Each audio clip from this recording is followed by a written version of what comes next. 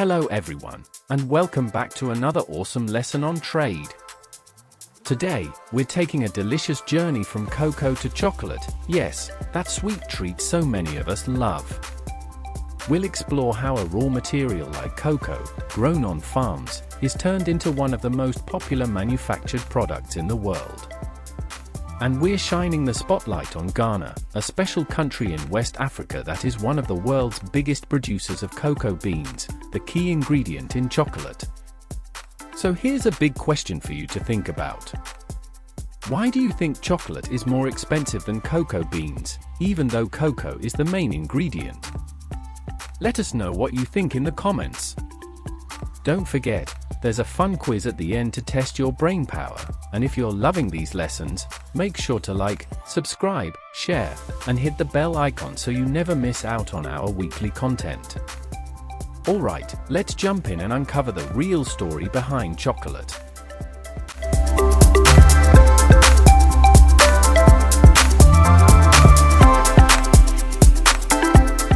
Chocolate is one of the most loved and popular foods in the world. It's found in many different treats and desserts we enjoy, like chocolate cake, hot chocolate, chocolate ice cream, chocolate biscuits, and even breakfast cereals. Think for a moment, how many foods can you name that contain chocolate?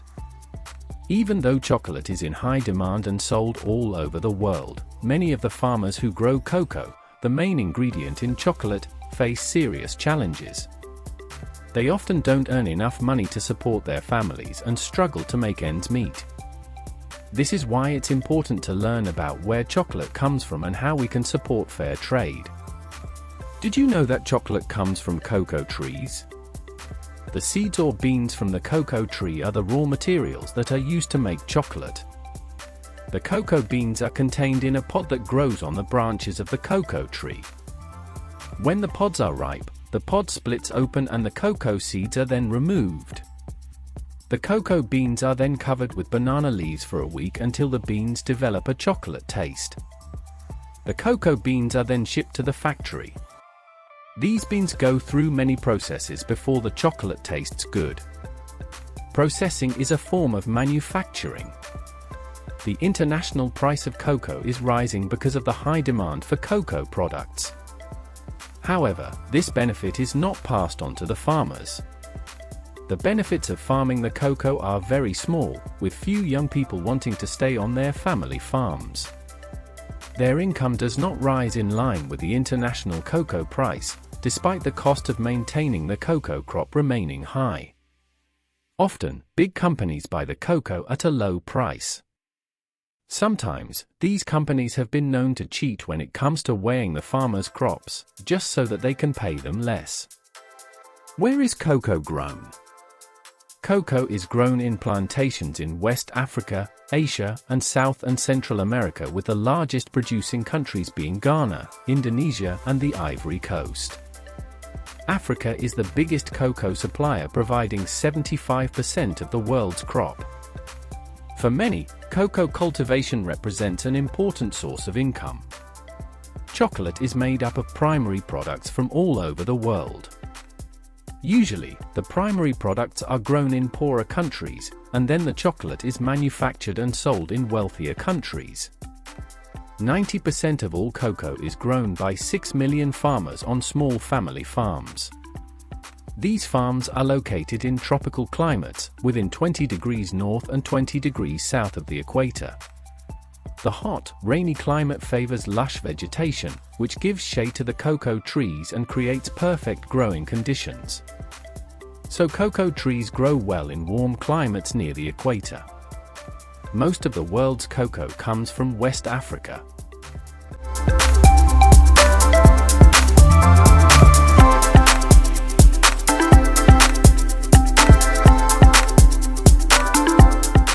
A case study is a detailed examination of a specific real-world situation, such as an event, location, or group of people. It helps us understand broader topics by focusing on a single example. In this lesson, we'll explore cocoa production in Ghana to learn about global trade, agriculture, and the challenges faced by cocoa farmers. Ghana is the world's second-largest producer of cocoa after Ivory Coast.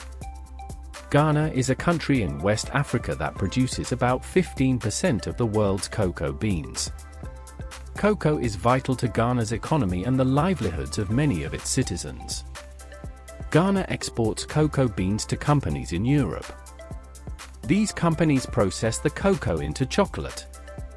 When you buy a slab of chocolate, most of the money goes to the country that manufactured the chocolate. Only a small amount of money goes to the country that produced the raw cocoa. Processed chocolate is a manufactured product. Cocoa beans are raw materials and, because of this, processed chocolate is worth more money than cocoa beans. Most of the money that people pay for chocolate goes to the country that manufactures it. Who are the people behind cocoa production in Ghana? Well, most cocoa is grown on small, family-run farms, especially in the forested areas of the country. Many of these farmers are members of cooperatives, where they work together to share resources and support each other. One such cooperative is Kwapa Kuku, which means Good Cocoa Farmer in Chi. Established in 1993, it has grown to include over 100,000 members across 6 cocoa-growing regions in Ghana. Kwapa Kuku is unique because its members not only grow and harvest cocoa but also have a stake in the chocolate industry. They co-own Divine Chocolate, a Fairtrade certified company based in the UK. This ownership gives them a voice in how the chocolate is made and sold, ensuring they receive a fair share of the profits. The cooperative uses its earnings to invest in community projects like schools, clean water, and healthcare. Despite the global love for chocolate, Ghanaian cocoa farmers face significant challenges. Climate change has led to unpredictable weather patterns, affecting cocoa yields. Additionally, illegal gold mining has destroyed vast areas of cocoa farmland, leading to soil degradation and water pollution. These issues make it harder for farmers to sustain their livelihoods and continue producing the cocoa that the world relies on. Chocolate comes from the seeds of the cocoa tree, also called Theobroma cacao. This tree starts growing fruit when it is about 3 to 4 years old and has 2 harvests each year.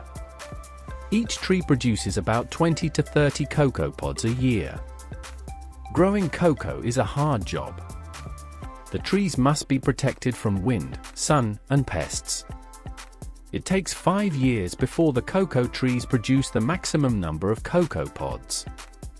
The trees can be farmed for about 10 years. Cocoa pods grow on the cocoa tree and are shaped like rugby balls. Each pod is about 35 centimeters long. They start off green and turn yellow as they ripen. It takes about 6 months for the pods to fully grow. Cocoa pods are harvested twice a year using a machete or a long knife. Inside each pod is a white, fleshy pulp that protects around 20 to 40 cocoa seeds, also called cocoa beans. Harvesting the cocoa beans from the pods is also very labor-intensive. Once the pods are cut open, the beans are removed by hand. The next step is fermentation, which is very important for developing the flavor of the chocolate. The beans are wrapped in banana leaves and left to ferment in the shade. While fermenting, the beans are turned regularly by hand, and any poor quality beans are removed. After a few days or weeks of fermenting, the beans are washed and dried by spreading them out in the sun for up to 10 days. This drying process helps reduce moisture and prepares the beans for chocolate making. When the beans are fully dried, they are graded. This means they are checked carefully to make sure only the best ones are used to make chocolate. Finally, the empty pods are not wasted. They are either composted or burned, and the ash can be used to make soap. This helps reduce waste and makes use of all parts of the cocoa pod. Once the cocoa beans are dried in the sun, they are packed into large sacks and taken to a local collection point or trading center. Here, a trusted person, often elected by the community, is responsible for weighing the beans and paying the farmers fairly. This role is very important because it ensures that the process is honest and that every farmer gets paid correctly for the amount and quality of cocoa they bring. In the past, some cocoa buyers were dishonest. They would give farmers incorrect weights and pay them much less than they deserved. This made life very hard for small farmers and their families. Today, thanks to fair trade practices, cocoa farmers are protected from unfair treatment. Fair trade helps by making sure they are paid a guaranteed minimum price for their cocoa, no matter what happens in the global market. Fair trade also gives farmers a social premium. This is extra money that communities can use to build things like schools, health clinics, clean water taps, or even to buy farming equipment. This helps improve the lives of everyone in the village. After weighing and payment, the cocoa beans are loaded onto trucks and taken to the port. From there, they are shipped across the ocean to chocolate factories in other countries, especially in Europe. At the factories, the beans will be roasted, ground, and mixed with other ingredients to make the chocolate we all enjoy.